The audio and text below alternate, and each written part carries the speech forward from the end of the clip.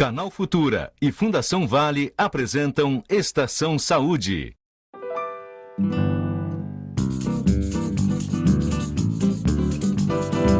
O que todos esses objetos têm em comum? Não sabe? Então vou dar uma dica. Todos eles podem transmitir a mesma doença. Ficou na mesma? Então eu sugiro que você assista o Estação Saúde de hoje.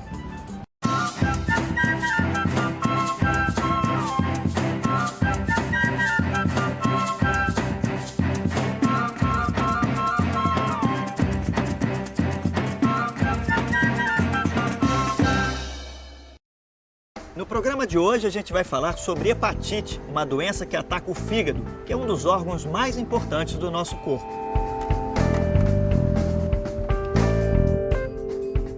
Existem vários tipos de hepatite. Os mais conhecidos são os tipos A, B e C, que são causados por vírus.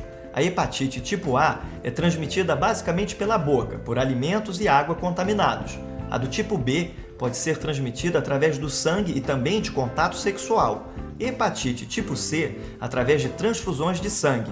Mas quais são as consequências e os riscos da hepatite? Para responder a essa e outras questões, nossa equipe de saúde de hoje vai contar com um hepatologista, que é um médico especializado em doenças do fígado, e um clínico geral especializado em medicina da família e da comunidade. Amigo, posso fazer uma pergunta? Alguma de vocês já teve hepatite? Não. Não teve. Não. Não teve hepatite. Alguém na família já teve? Já. Já? Meu filho.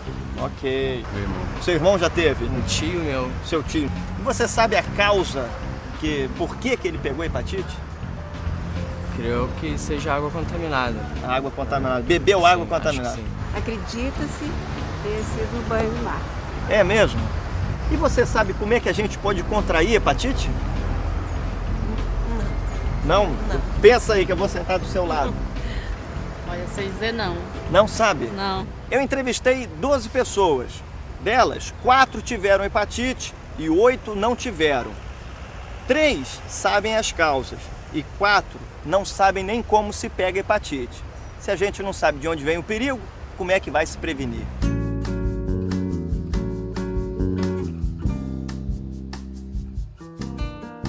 Eu estou aqui com o Dr. Oscarino, que é médico de família, para bater um papo sobre hepatite. O que é exatamente a hepatite? Hepatite é uma inflamação, pode ser localizada ou generalizada do fígado. Como é que a gente pega hepatite? No caso da hepatite A, ela é transmitida por via fecal-oral, que nós chamamos.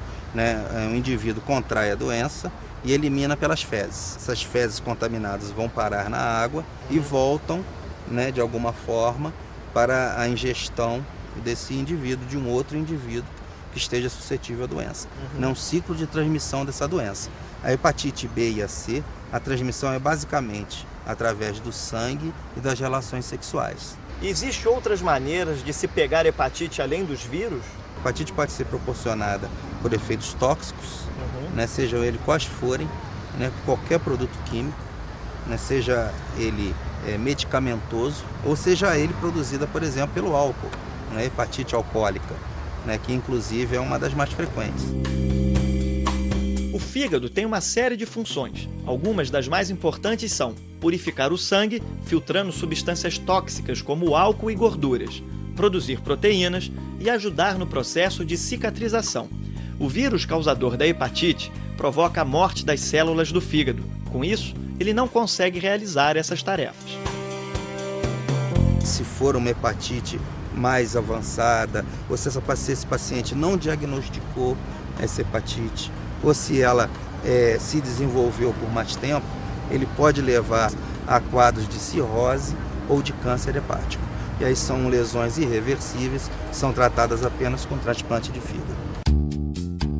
Meu nome é Aline, tenho 25 anos, tenho um casal de filhos, um com 10, outra com 5. Moro na Rocinha, aqui no Rio de Janeiro. Tive hepatite A há 4 anos atrás e graças a Deus estou curada. Aline, como é que você pegou hepatite A? Eu peguei através de água.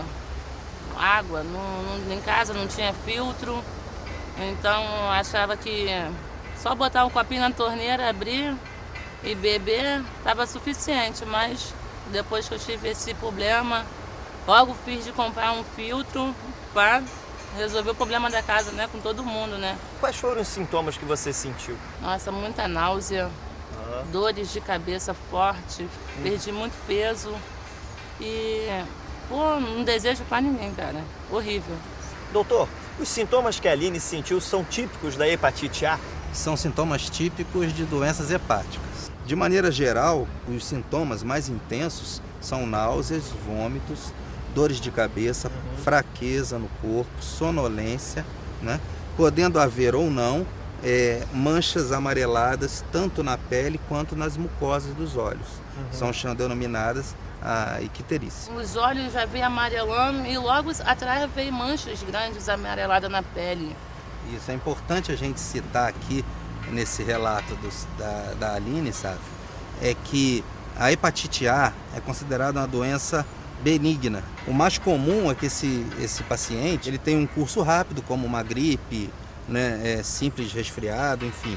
Ele transcorra aquele período e se cure sem maiores medicações, sem maiores intervenções, diferente da hepatite B e C, que tendem a ser muito mais graves. Ela teve provavelmente alguns agravantes que levaram essa hepatite A demorar a se curar. Você tinha o hábito de ingerir álcool ou algumas medicações em excesso? Tinha sim, eu bebia muito mesmo. O álcool, ele já produz uma hepatite. Então o álcool ele é associado a um vírus, como um vírus da hepatite A, B ou C, né? E vai potencializar essa doença. Como foi seu tratamento completo? Repouso absoluto, nada de peso, não podia andar muito, sem poder fazer repouso com 2 crianças pequenas em casa. Foi um momento bem complicado. Não foi fácil não, foi bem difícil. Doutor, o tratamento da hepatite A se dá como a Aline fez? Sabe, o tratamento da hepatite A, né, ela consiste em reposição das perdas, né? Das perdas líquidas, né, uma reposição com uma dieta hiperproteica, né, com base em proteína. Você recebeu recomendações médicas em relação a contágio? Recebi sim. Foi separação de talheres, pratos, copo. A gente tem que enfatizar a prevenção do meio onde se vive. Saúde hoje é um contexto, né? Saúde é meio ambiente, saúde é emprego, saúde é alimentação, é saneamento básico e ao final, ausência de doença. Beba sempre água filtrada ou fervida. Mantenha limpas as caixas d'água, lave muito bem legumes e frutas e só coma frutos do mar de origem confiável.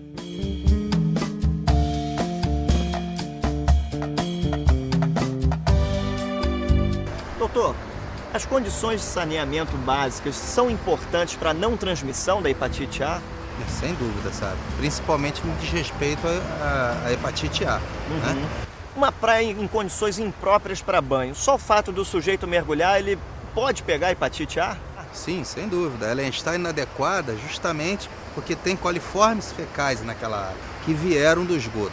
Né? E junto deles, várias outras doenças, vários outros agentes transmissíveis, dentre eles o vírus da hepatite. Por exemplo, eu estou vendo um moço pescando ali. Se essa praia estiver em condições impróprias, esse peixe que ele vai pescar, se ele comer, ele corre o risco de pegar hepatite A? Na nossa cultura, não se come esse peixe que está sendo pescado cru. Né? Ele é cozido e o vírus da hepatite, ele morre entre 20 a 30 minutos de cozimento. Então não haveria maiores problemas em relação ao peixe cozido. Doutor, as pessoas que vivem em condições de saneamento básicas precárias, o que elas podem fazer para evitar se contaminar com o vírus da hepatite A? Sempre se preocupar em ferver e filtrar a água. Né? As verduras e os legumes, né, tem que ficar sempre em uma bacia, né, com 2 a 3 gotinhas de cloro, manter sempre as mãos lavadas, principalmente crianças, né, os pés, evitar que tenha contato com água suja, com água de esgoto. Né, e são cuidados básicos, né, que a gente tem que divulgar cada vez mais porque previne não só a hepatite, bem como várias outras doenças. Agora a gente já sabe como se prevenir da hepatite A. Daqui a pouco eu volto para falar de hepatite B e C.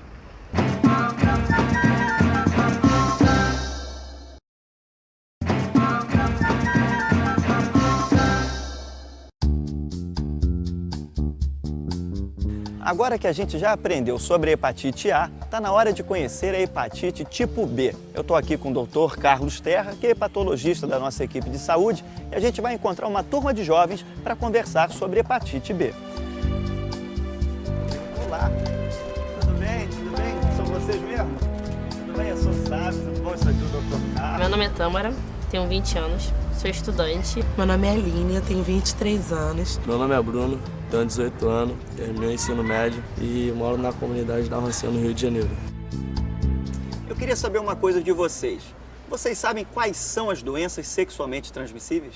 AIDS, sífilis, hepatite B, gonorreia, o HPV. E vocês sabem o que é a hepatite B? A hepatite B é uma infecção causada por um vírus, causando inflamação no fígado. E doutor, como é que se pega a hepatite B? A principal via de transmissão da hepatite B, classicamente, sempre foi a transfusão de sangue. A partir da descoberta do vírus, na década de 70, todas as transfusões passaram a ser controladas. Hoje, a principal via de transmissão seria os usuários de droga endovenosas, com material contaminado, e a via sexual. Mas eu gostaria de enfatizar que o uso da camisinha é absolutamente fundamental, não só por outras infecções, mas hoje aqui presente a hepatite B é uma forma bastante eficaz.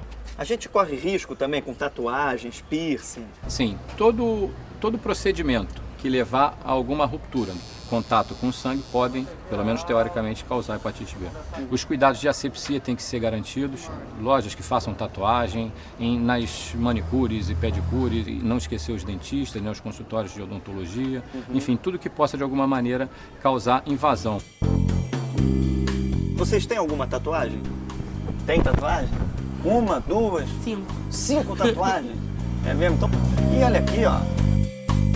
Você tomou cuidado quando foi lá na tatuagem? Lógico, sempre quando eu ia escolher um lugar para fazer a tatuagem, eu procurava saber se o material era descartável, para evitar esse tipo de risco. Doutor, e na tatuagem, existe o risco da tinta estar contaminada também? A tinta também pode ser veículo de transmissão da hepatite B. Não só as agulhas que fazem a perfuração, mas qualquer material que entre em contato com o sangue daquela pessoa pode carrear o vírus da hepatite B e causar infecção. Aline, você sabia que a tinta também pode estar contaminada? Não, essa pra mim foi uma novidade. Daqui pra frente você tem que pedir também a tinta descartável. Fiquei sabendo agora. Doutor, existem diferenças entre hepatite tipo A e tipo B? Sim, a hepatite B pode não se curar e se transformar numa doença crônica. Essa é uma diferença bastante importante com respeito à hepatite A, que não tem esse potencial de cronificação. Ocorre uma inflamação constante, mantida do fígado, que vai ao longo dos anos, e essa inflamação pode determinar doenças mais graves, como, por exemplo, a cirrose causada pelo vírus da hepatite B. Existe tratamento para hepatite B?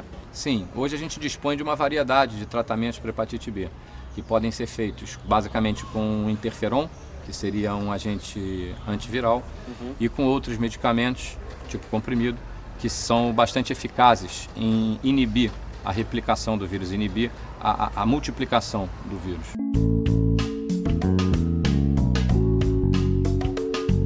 E vocês têm alguma dúvida? A gente pode aproveitar o Dr. Carlos aqui para perguntar, tirar dúvidas. E em cirurgias e lipo, também corre o risco de pegar esses hepatite B? Se você faz uma lipo e introduz algum aparelho, algum instrumento cirúrgico, em teoria você tem essa possibilidade de transmitir o vírus. O que se espera de uma cirurgia desse porte é que o instrumental seja absolutamente bem cuidado e que seja esterilizado. Tem algum risco da pessoa pegar a hepatite B e depois pode vir a pegar a hepatite tipo A? Um vírus é diferente do outro, portanto, a imunidade que esse vírus confere é específica, é somente para ele. Portanto, um paciente que teve hepatite B, ele pode se tornar imune à hepatite B, mas não à hepatite A, tendo, portanto, possibilidade de se infectar pelo vírus da hepatite A. A hepatite B pode evoluir para um quadro mais grave que pode levar à morte?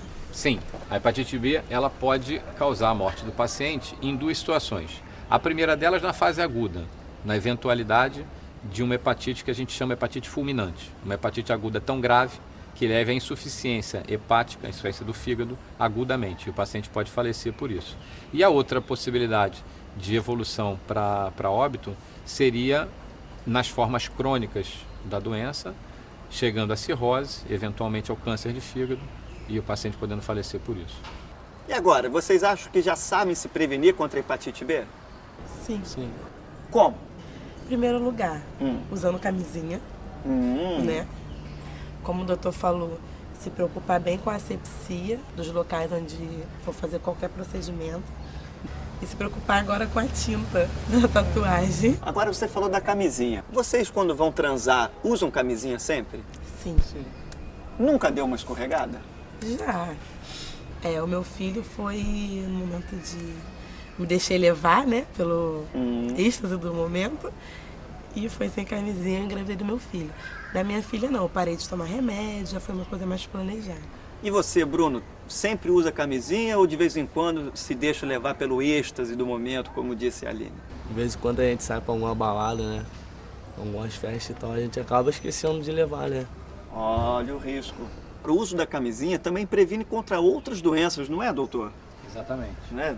Agora, doutor, as pessoas que sofrem de hepatite B têm que usar camisinha para não contaminar o parceiro a vida toda? Um conceito que tem que estar claro é que 95% dos pacientes que se infectam pela hepatite B se curam das suas infecções e não vão ter nenhum problema com respeito à hepatite B. Esses 5% restantes não conseguem eliminar o vírus do organismo e esse vírus agride o fígado cronicamente. Esses são os pacientes que devem se prevenir cronicamente também. Ou seja, que tem possibilidade de transmitir a infecção por toda a vida. A vacina contra hepatite B é gratuita e faz parte do calendário de vacinação do Ministério da Saúde. E quem já pegou hepatite B, que cuidados precisa ter com a saúde? E o que o Serviço Público de Saúde pode oferecer a essas pessoas? É isso que a gente vai descobrir agora. O Serviço Público pode prestar 2 tipos de atendimento aos portadores de hepatite B. O primeiro momento é nos postos de saúde. Nós recebemos o paciente portador de hepatite B, nós fazemos novos exames de confirmação, tá? E esses exames, assim, se o paciente tiver com a doença em atividade, aí acaba nosso papel do posto de saúde e ele é transferido para um centro de referência, que é um hospital, porque lá eles vão ser acompanhados por hepatologistas e, se houver necessidade de usar o medicamento, o próprio hospital fornece via Ministério da Saúde. A vacinação para hepatite B, ela atualmente existe no centro de saúde, né, pelo serviço público, só que atualmente ela é fornecida para dos bebês recém-nascidos até 20 anos de idade, ou para grupos especiais, pessoas que trabalham na área de saúde, pessoas que trabalham em salão de beleza, manicure, esteticista, as profissionais de sexo, acupunturistas e tatuadores, tá? Então essas pessoas só é chegar no posto de saúde, qualquer posto de saúde, serão vacinadas. Agora não tem mais desculpa. Enquanto você confere a sua caderneta de vacinação para saber se está protegido contra a hepatite B, eu vou para o intervalo e volto já para falar de hepatite C.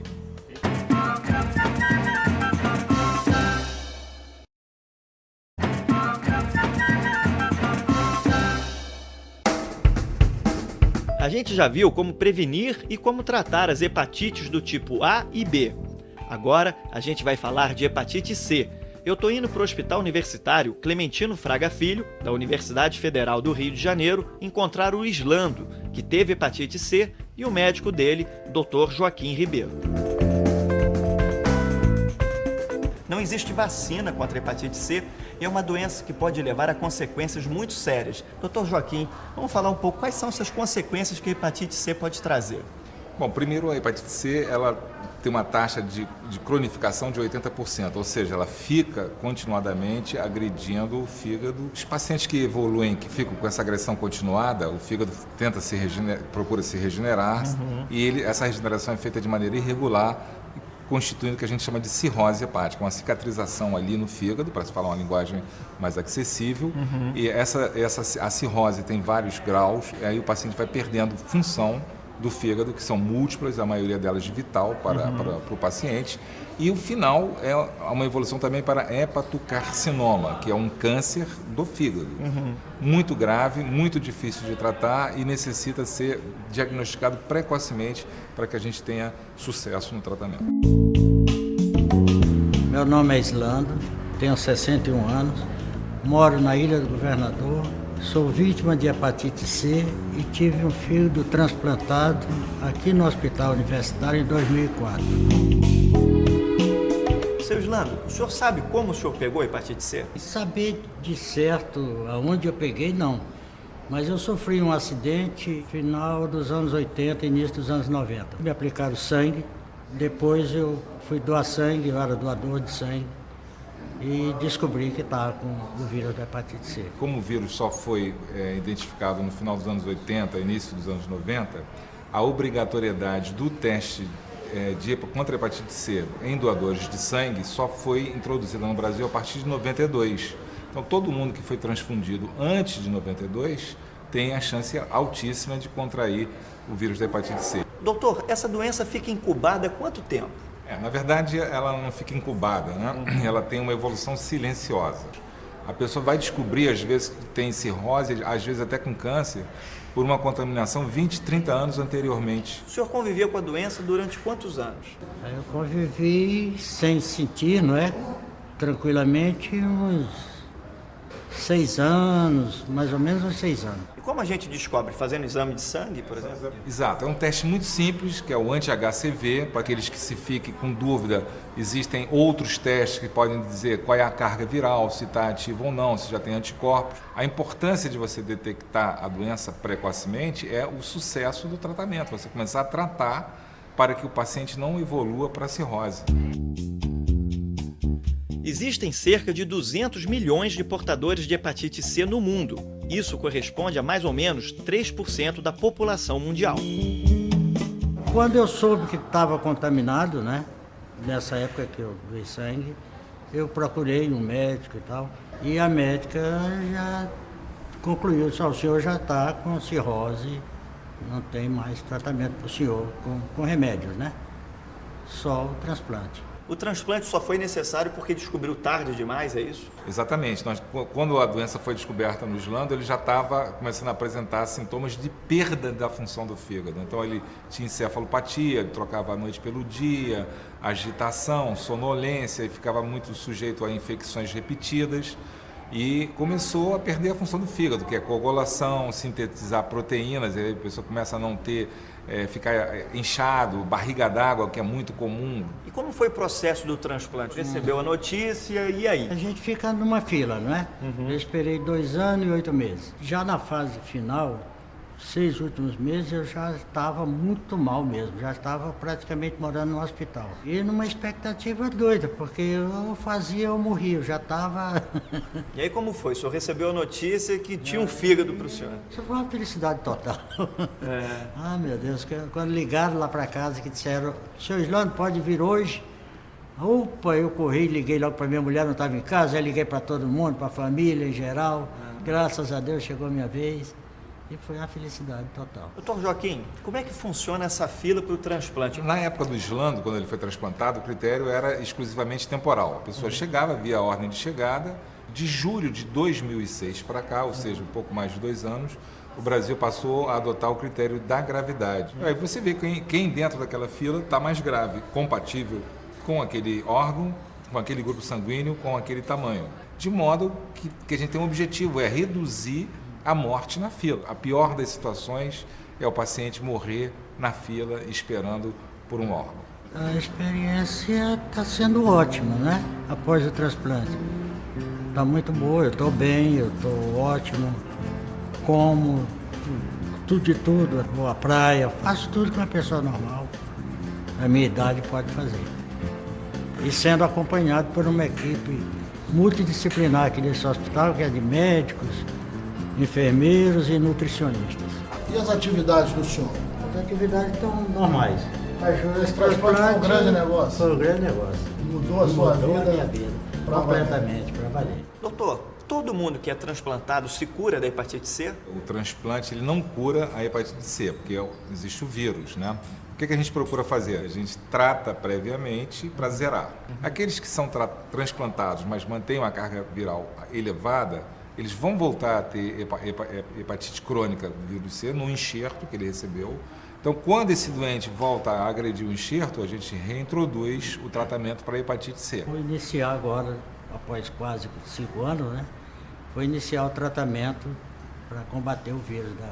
Está comigo o vírus. Então o senhor não conseguiu se curar totalmente da hepatite C? Não. Porque o paciente que está já com cirrose, ele suporta mal o tratamento, porque é um tratamento que depleta muito o sistema imunológico, abaixa leucócitos, plaquetas, abaixa a defesa. Então, os doentes cirróticos graves não conseguem fazer esse tratamento. Mas ele tem um enxerto novo e ele agora vai conseguir fazer esse tratamento com uma chance boa de ficar totalmente curado. Doutor, muito Um obrigado. abraço da família, hein? Obrigado. Um abraço, até a próxima. Também. Obrigado. Tá bom, obrigado.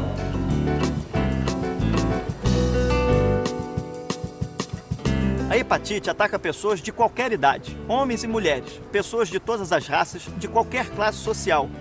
Todos nós estamos sujeitos a ela e todos nós podemos nos prevenir. Agora que você já sabe se prevenir, não vai dormir no ponto, não é? A gente se vê no próximo Estação Saúde.